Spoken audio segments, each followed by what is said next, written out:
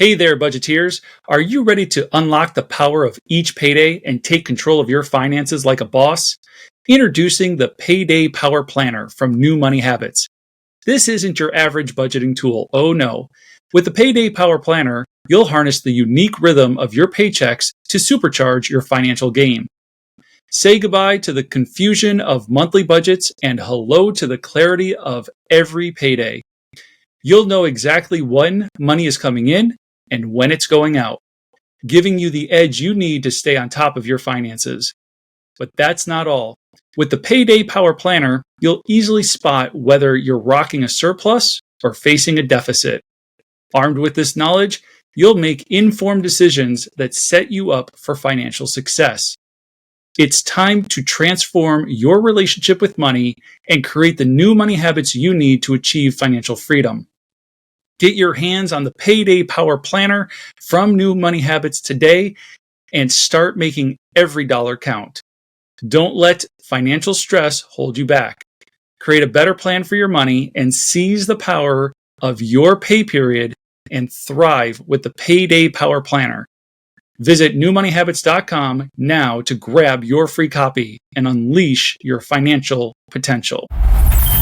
On this episode of the New Money Habits podcast, we're going to answer the question, is there such a thing as good debt? Discuss how to manage debt wisely and look at what the Bible has to say about it. What's up, budgeteers, and welcome to the New Money Habits podcast. I'm your host and one of the co-founders of New Money Habits, Coach Nino Villa. And today on the New Money Habits podcast, we're going to answer once and for all whether there's such a thing as good debt, discuss how to manage the debt you do have wisely, and look at God's Word for sound financial advice. If you have any questions, be sure to hit us up on social at New Money Habits and follow us on Spotify, Apple Podcasts, or wherever you like to listen to your podcasts. If you want to help out the show, consider leaving a 5-star rating and review. We cannot thank you enough for leaving those 5-star ratings and reviews. They truly help us to spread this message of hope to people looking for a better plan for their money. Now let's get into today's episode. So, is there such a thing as good debt? I think the easy answer here is no, but let's redefine debt. I think the more difficult answer is there necessary debt? Or maybe the better question is there manageable debt? And when you think about whether or not debt is necessary, there are a couple of purchases that come to mind when you think about how else am I going to acquire it if I don't take out debt? And the first one that comes to mind is buying a house. Now, there are plenty of times when people save up enough money to buy a home with cash. That is becoming more and more difficult for the average American to do. Let's take a look a little bit at the home buying history and just even what it means to have a mortgage. You know, the first United States commercial bank came on the scene in the late 1700s, but it really wasn't until the 1940s and the 1950s when mortgages, as we know them today, became commonplace. And so borrowing money to buy a home is relatively new. And now that borrowing money to buy a home is commonplace, we see that home prices have absolutely skyrocketed over the last 70 years. And so many of us turn to mortgages to become homeowners. And so is it necessary? Maybe not 100% necessary. It is very, very close to being an absolute must to borrow money in order to afford to buy a home. But I think the better question is that debt manageable? Now, if you take out a mortgage under the right terms, yeah, it can be incredibly manageable. And so it's not necessarily good debt, but it's manageable debt. And if you're looking for some guidelines around, well, how do I keep a mortgage manageable, especially in today's economy where we see interest rates rising, we have seen home prices double, if not triple and quadruple over the last 5 years. And so how do you make taking out a mortgage manageable? Well, I'll give you the same advice my dad gave me when I was just a wee lad. He said, son, make in 1 week what your rent or mortgage is for the month. And so that's a pretty good standard to live by. And so it means if you're making $50,000 a year, that's about $1,000 a week. And so your rent or mortgage shouldn't be more than $1,000 a month. And now you might be saying, yeah, where am I going to rent or buy a home for $1,000 a month? If you're a 2-income household and each of you are making $50,000, now you're talking more along the lines of $2,000 a month. And so your rent or mortgage should be equivalent to what you're making. That'll keep it very manageable and give you a lot of cushion to take care of your other expenses and your other needs. Now, truth be told, banks will approve you for far more than what equates to be 25% of your pay. But if you want a comfortable mortgage and something you feel like you can afford and provides you with enough cushion, then our recommendation is, again, make in 1 week what your rent or mortgage is for the month. And if you're out there home shopping and you're wondering how much can you truly afford, know that historically the ratio of income to house has been 2-to-1 up until 2019. In 2019, the ratio has gotten really out of whack. But before 2019, since the 1940s and 50s up to 2019, the income to house ratio was about 2-to-1. So if you were making $50,000 a year, you wouldn't spend more than $100,000 on a home. If you were making $100,000 a year, you wouldn't spend more than $200,000 on a home. Now, I understand in the last 5 years, that ratio has actually tripled. It is not only has it gone from 2-to-1 to 3-to-1, it's now to almost 4-to-1. And so banks will approve you for 3-to-1 or almost 4-to-1, meaning if you make $100,000 a year, they'll approve you for almost $400,000 home. But you are really going to struggle to make that mortgage payment, especially with interest rates the way they are right now. And so if you can afford, if you're in an area where you can find something that's more to that 2-to-1, maybe even 3-to-1. 3-to-1 will still get you close enough. It'll be more than 25% of your take-home pay every month. It'll be around 30%, but that is still very manageable. So if you can go 3-to-1, if you're making $100,000, you don't want to spend more than $300,000 on a house. If you're making $50,000 a year, it means you can only afford something that's about $150,000. And I understand that in many markets, you're not going to even find anything for $150,000. And so it may mean looking in a completely different area of the country. It may mean starting up a side hustle or doing something else.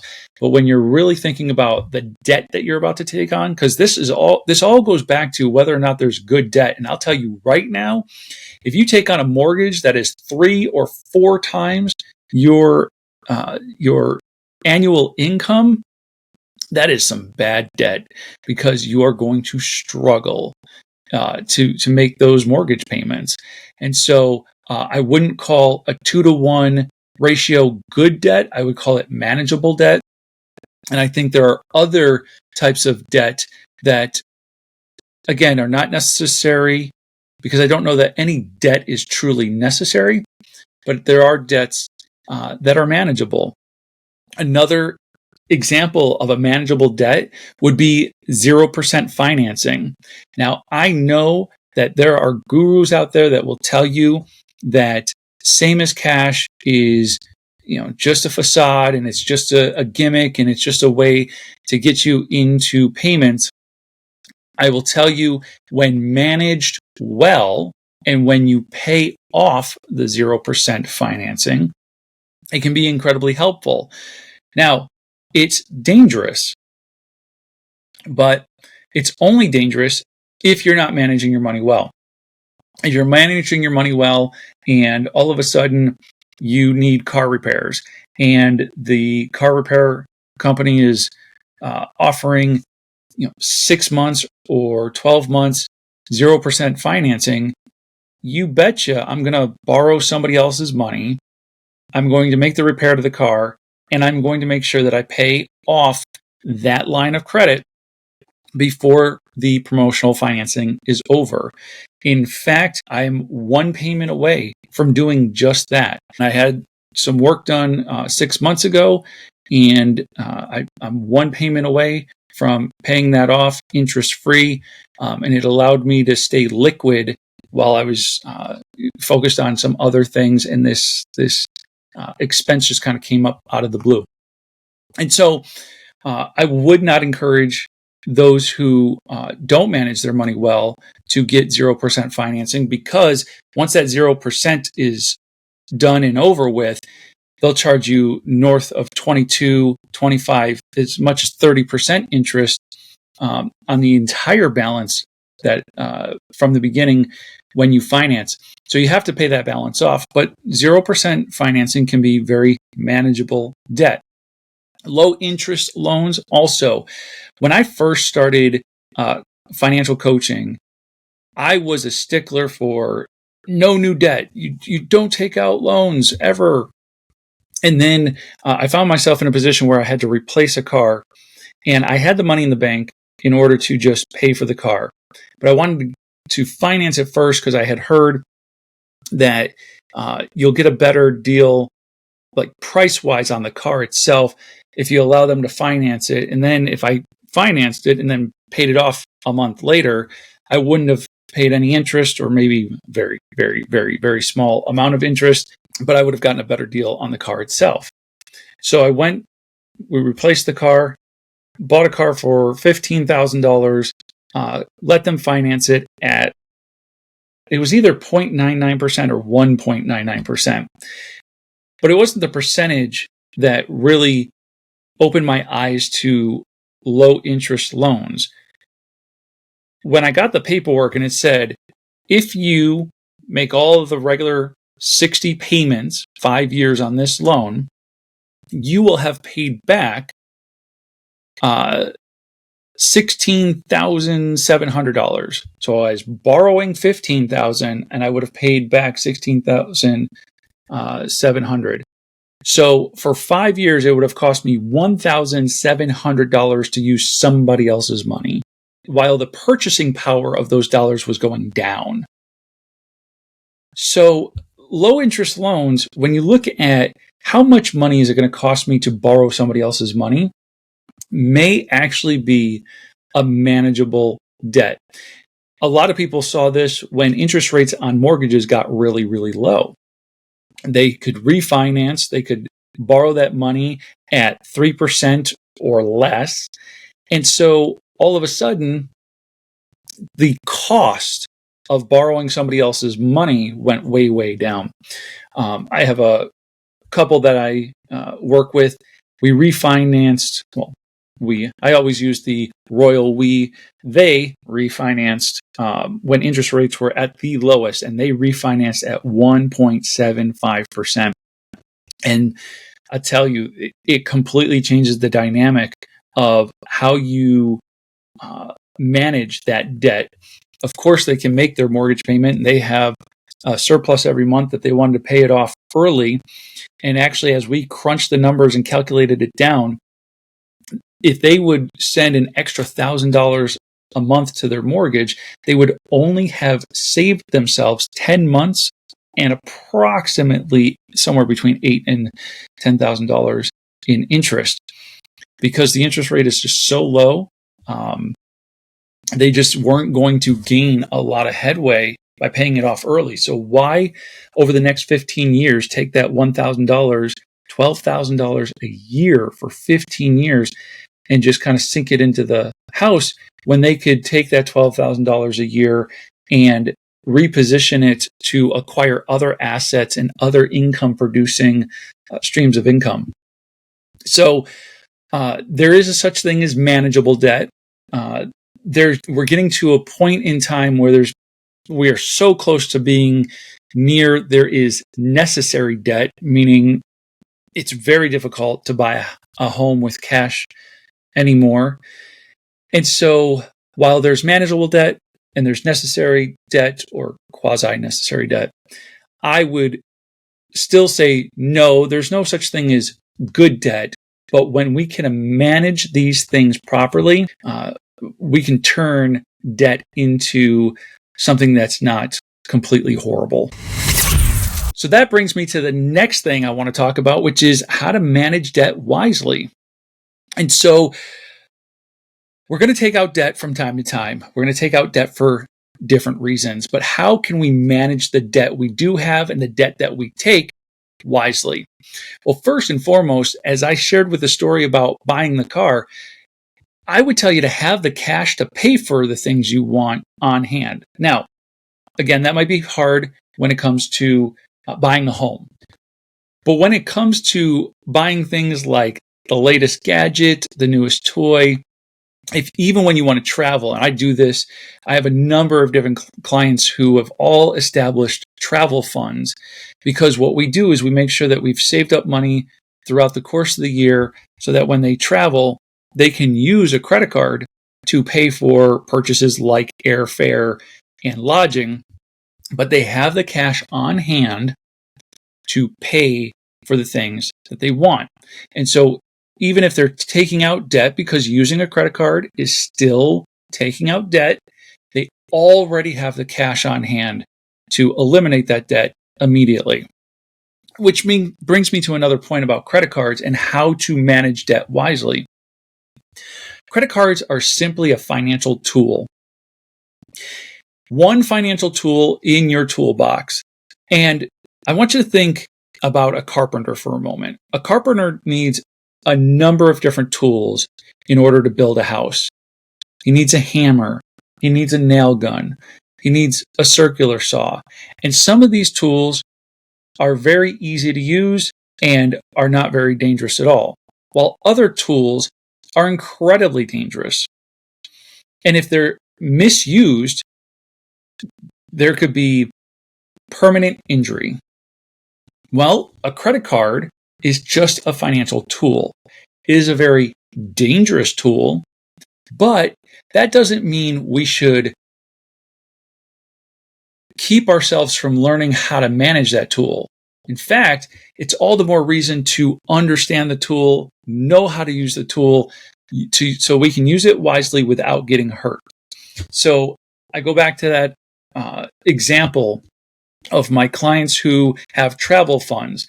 They have travel funds. We put money in it every single paycheck so that when they want to travel, they can turn to the credit card and make purchases quick. And so a credit card is a great way to secure all of those purchases quickly without depleting your liquidity in that travel fund as you're figuring things out, because travel plans do change as well. And so when we know how to use the financial tool wisely, then that's all it is. It's a financial tool that allows us to be a little bit more secure. Another reason I like for my clients to purchase airfare, hotel, car rental, all of those things on a credit card rather than a debit card linked to the account that they have the money in is because they're putting somebody else's money at risk. They're putting the bank's money at risk. If there is fraud, if there's a double charge, if something happens, it's somebody else's money, and the banks seem to be incredibly quick to fix the problem when it's their money.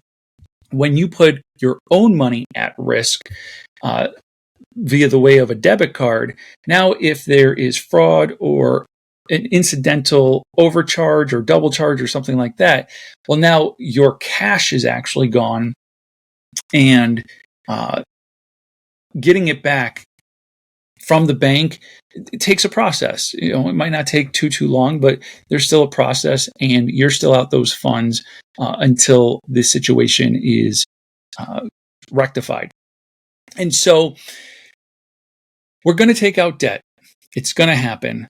How we manage our debt matters. And so using 0% financing or low interest loans, using credit cards when we already have the cash on hand to pay for the things that we want to buy, these are all ways that we can manage debt wisely, keep it manageable, and use the financial tools that we have at our disposal. Hey there, budgeteers. Are you tired of feeling like your finances are running the show? Well, it's time to flip the script and take charge of your money with New Money Habits Financial Coaching. This isn't your typical financial advice. New Money Habits is about empowering you with the knowledge and tools you need to make savvy money moves and build a solid financial foundation. Here's the deal. We're offering a free discovery session to kickstart your journey to financial freedom. Yep, you heard me right. Free. In this session, one of our experienced coaches will help you to pinpoint your financial goals and create a better plan for your money. We're talking about mastering your money mindset, picking up practical money management skills, and having someone to hold you accountable along the way. So, if you're ready to kiss financial stress goodbye and say hello to a brighter financial future, then schedule your free session today to create the new money habits you need to achieve financial freedom. Now, what does the Bible have to say about debt? Let's start off with a very clear message. Debt is not a sin. There is a stern warning that comes with debt, and I hope that you've heard to this point, I've been giving a stern warning about debt as well, that we shouldn't be taking out debt just to take out debt, but that we should be doing it wisely. It should be manageable, even in the rare case that it might be necessary. But there is a stern warning that God's word provides to us about debt. And we can find that in Proverbs 22:7. King Solomon reminds us that the rich rule over the poor and that the borrower is servant to the lender. So does that mean you can never borrow money? No, but it comes again with that stern warning that when you do borrow money, you are beholden to the lender. So the lender gets to make up all of the terms, all of the rules. I'm not sure how many people know that a bank can call your mortgage note at any moment. So they get to determine the terms of the agreement, and they're in complete control. Now, luckily for us, most of us don't ever experience a bank calling our mortgage early. And sometimes it just means that another bank will take up our mortgage. But the principle is still there, that we don't get to determine how to pay it back. The lender gets to determine the terms of that loan. And so there's a stern warning, and I pray each of us heeds that stern warning. And I'll be the first to admit, I have made my share of mistakes when it comes to borrowing money. I borrowed money to pay for school when I was working for a university that was paying my tuition. And so I have learned a tough lesson about taking on debt, especially debt that was unnecessary. And so this warning, I pray earnestly we all would heed this warning. There are other places within God's word where we learn about lending. So in the books of Exodus, Leviticus, and Deuteronomy, where we find the law, there are guidelines for lending. So this tells us that lending is going to take place, borrowing is going to take place, and there are guidelines for that. And again, it circles back to that warning that King Solomon provides in Proverbs, that the borrower is servant to the lender. And then there's a call for each of us to pay back what we borrow. And so it's just a good practice, a righteous principle that if you're going to borrow money, that you would pay it back. And so, like the student loans, I am not thrilled with my student loans. I'm not thrilled that I still owe money and that I owed money to begin with. But I made a decision. I took out the debt. I borrowed when I shouldn't have. And now I'm learning a very valuable lesson about the importance of being more discerning and more wise with my borrowing decisions. And so we are called to pay back what we borrow. And we learn this in Psalms 37:21, where it says that the wicked borrows and does not repay. And so, again, what does God's word have to say about debt? It gives us a stern warning about how, as borrowers, we will be servant to the lender. There are guidelines for lending and borrowing, and we are called to pay back what we borrow. And so this is a righteous and wise way in which to manage debt. I would, and I do, when I sit down with clients, I tell them to avoid debt as much as possible. There are times, though, where we have strategically taken out debt to accomplish some type of goal, whether that is, I work with a couple who acquired a property. That property, they acquired it very, very inexpensively, but it needed repairs in order to make it a income producing asset. And so strategically, we borrowed in order to get it to a place where it could produce a stream of income.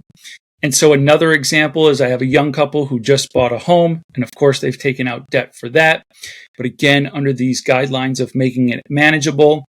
And in the meantime, as they furnished the home with some appliances, we did that on zero interest financing on purpose to help them keep their peace of mind fund liquid while they got settled in the home. But here we are maybe 2 months later, and we're already talking about how to pay off the 18 months, same as cash, 2-3 months later. And so there are just a couple of examples of how you can actually use debt wisely. Again, I wouldn't call it good.